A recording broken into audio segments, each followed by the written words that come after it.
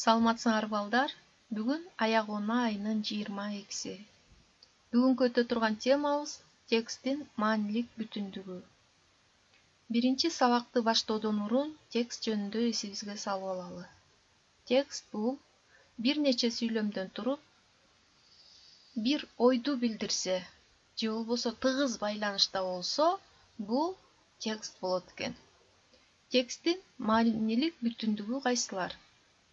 Тексттеги ойдун башталышы, тексттеги ойдун өнүгүшү, тексттеги ойдун аякталышы.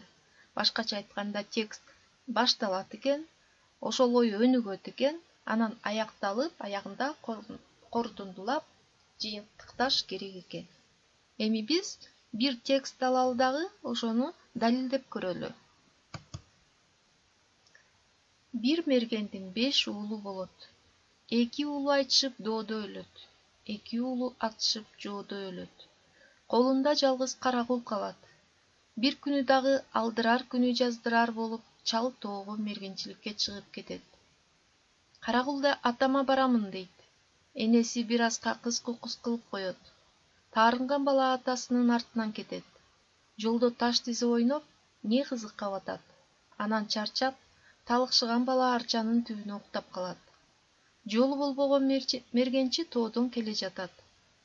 Эңкейип өңүп караса, арчанын түбүндө элик. Кудайдын берип салганын кара. Акбарак мылтыгын октойт. Мелжеп туруп атып калат. Тарс. Элик деген өзүнүн эрке баласы Карагул экен. Мергенчинин башына кыямат кайым түштү. Жер жарылып кетпей араң турду.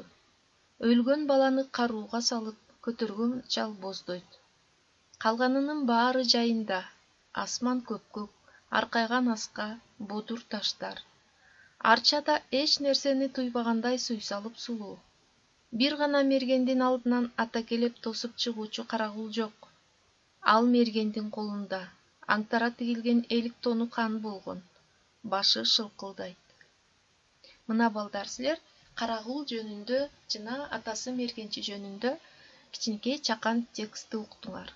Эми ушул жерден тексттин башталышы кайсы экенин аныктап көрөлүчү.